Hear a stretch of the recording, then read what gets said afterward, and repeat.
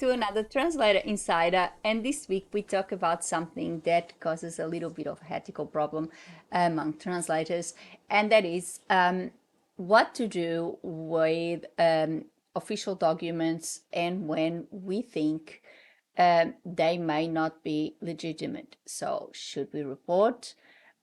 Should we refuse the job? Is it our job to verify the legitimacy of the documents that we translate? Today, we are going to address all these questions in this Translator Insider, so stick around. If you are a certified translator, just like myself, chances are on your usual day, you get a lot of official documents to translate. That can be police checks, driver's licenses, birth, deaths of marriages, certificates, and other official documents such as, for example, divorce orders and all sorts of official documents. We all know that unfortunately there is a lot of malpractice around and a lot of fraud, etc. And sometimes people may contact you and they want you to translate a document that indeed is fraudulent and it's not legitimate. So what should we do? Should we act on it?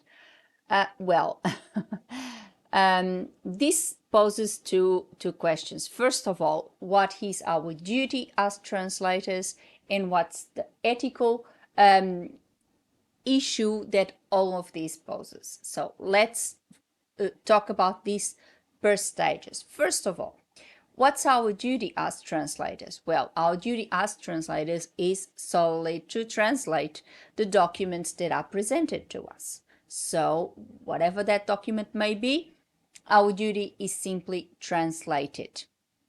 However, there is a moral question here, and what's our duty? What's our ethical duty? And of course, as translators, as business people, we don't want to be involved in any sort of criminal activity. I know I don't, and I know most of my colleagues don't either. So what should we do? Our duty is indeed just to translate the document. It's not our call to verify if the document is legitimate or not. But if we look at a document and we have concerns that that document may not be legitimate, should we do something about it? Well, I think we should. First of all, I think our first call would be refuse, so decline that job and not be involved in it. And then we, about reporting this to authorities, and there's two questions here. First of all, in our code of ethics, we have the duty of keep the client's privacy at all times. So there is an ethical issue here that if we simply make a report to an authority that we have received a document that we believe it's not legitimate, that's that ethical problem, because we are reporting a client and we are not respecting our privacy duty. But we also are not supposed to be involved in criminal activity, right? Of course, none of us want. So what do? Well, we either inform the client that we are aware that there is a few issues with that document and does not seem legit, and that we are going to report it, or we simply decline the job and we stay quiet. I know it's a little bit of a minefield. I know it's a little bit of a can of worms. You open a can of worms, because then if you're going to tell the client, well, I am aware that this document may not be legit, I'm not going to do the job, and I obviously going to report this to the authorities, you open a can of worms. And you know, in terms of your reputation, people can go and just trash you online and things like that. However, I think in most cases, if the person really has a fraudulent document, they know they are in the wrong, and that obviously, if you're going to report them, it's a lot of trouble for them. So if they do anything against you, it's also going to play against them. However, I think the best course obviously would be reporting, but that would be entirely your call.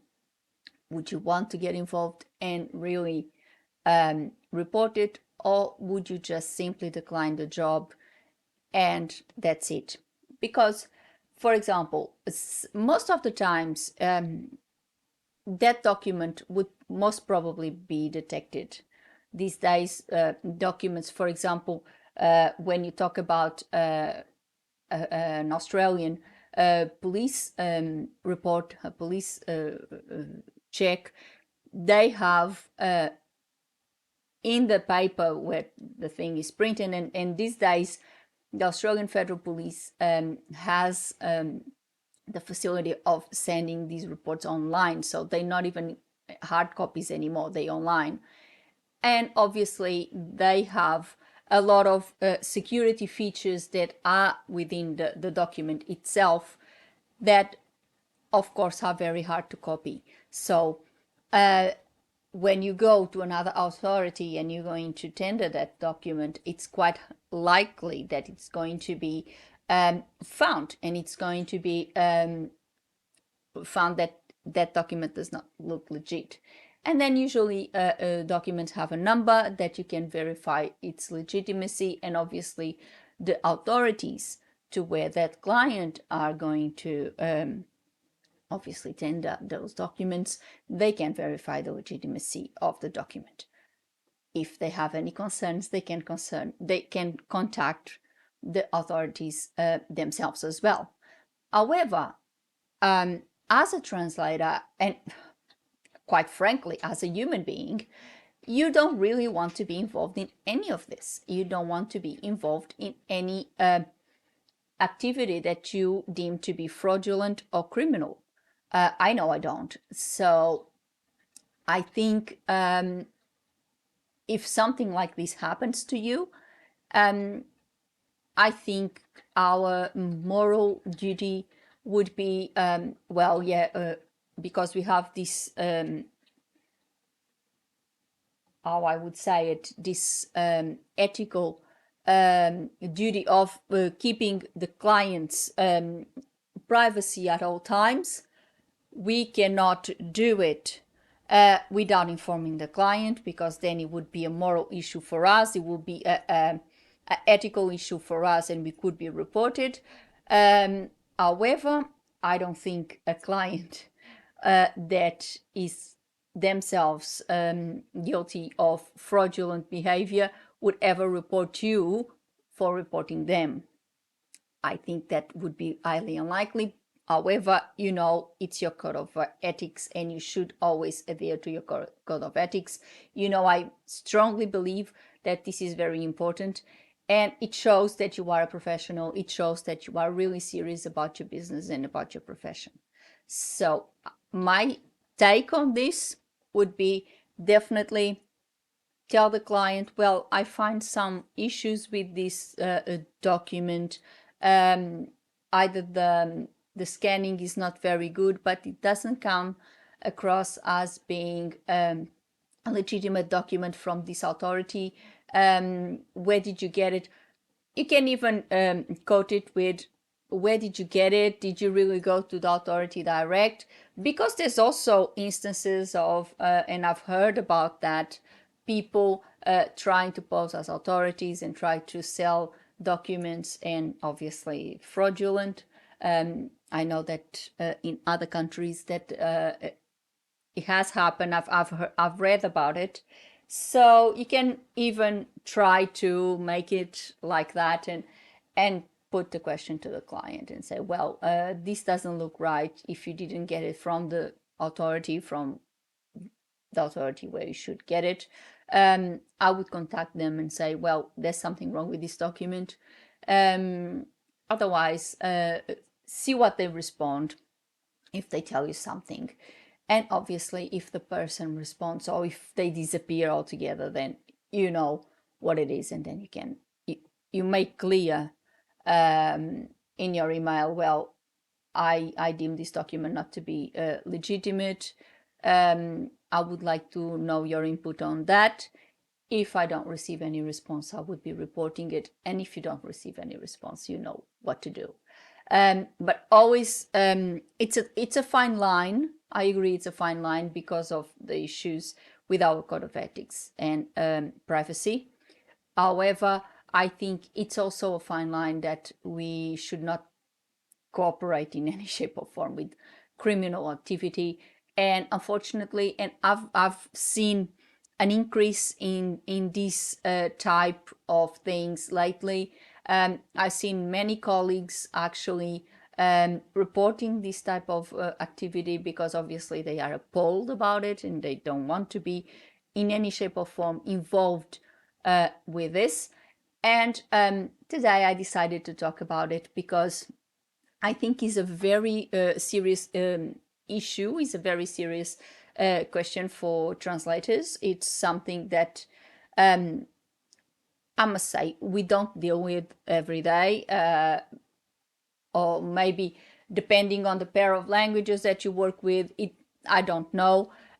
You might deal with it more than others, I'm not sure, but we don't expect in our career, it's not something that we expect to deal with. However, we must be prepared that it might happen, and if it happens, we should be prepared and know exactly what to do and know how to act. I remember there was once an instance that I thought that it was something wrong with the document, and I also contacted NATI and OSIT about this, and OSIT gave me exactly the same answer. Is that it's a little bit of an issue here because we cannot report someone, we cannot provide any details of the contents of our work because we are in breach of the privacy clause in our code of ethics. However, we also don't want to participate in any criminal activity.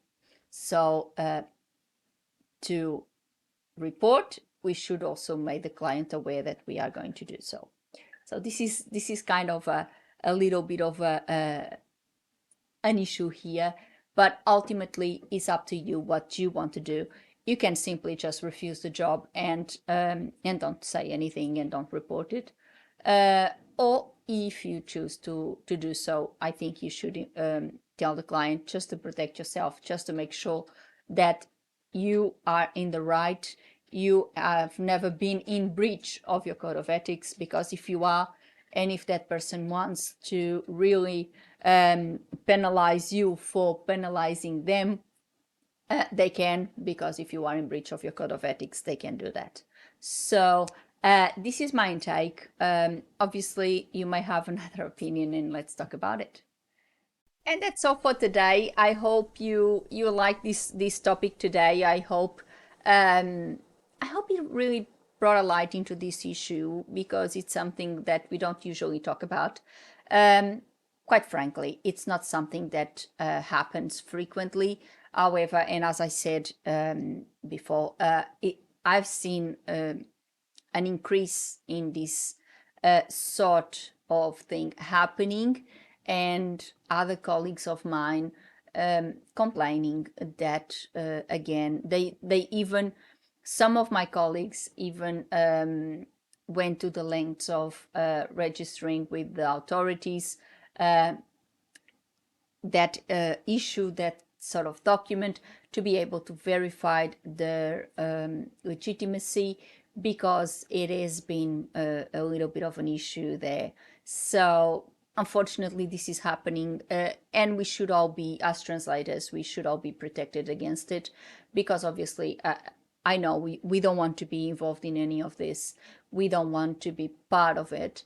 even though we wouldn't be legally implicated in anything, because our job, as I said, our job is literally and solely translate a document that is presented to us. We are not here to verify documents. We are not here to do any of that. But we are also human beings. We are business people, and we know that fraud is wrong, is something horrible, and we don't want to be involved in it. And that's why sometimes if something like this happens, we want to know what to do. And it's quite of an issue. It's quite of a situation where you really don't know. Really, you get put in the situation and you really don't know what to do with it. So so this is my input. As I said, you may have another opinion. Let's talk about it. Has it ever happened to you? Are you a translator? Has it ever happened to you? Did you ever receive a document that you deemed to be fraudulent? What did you do? Did you report it? Did you inform the client that you believe that the document was not legitimate? Did you decline the job? Let's chill. Let's talk about this, because I think this is important. And if we create a conversation about this sort of topics, and if we have more translators actually talking about this, we kind of can understand the difficulty of dealing with situations like this, and create strategies to fight it, to obviously stay away from these sort of situations as well. So, leave me a comment below. Tell me your experience. Has it ever happened to you? What would you do if it did? Let's talk. So, and put a like on the video and subscribe to the channel with a little click on the bell so you get a notification of a new insider every week. Before I go, I would like to thank you all for watching. See you next week. Thank you. Bye.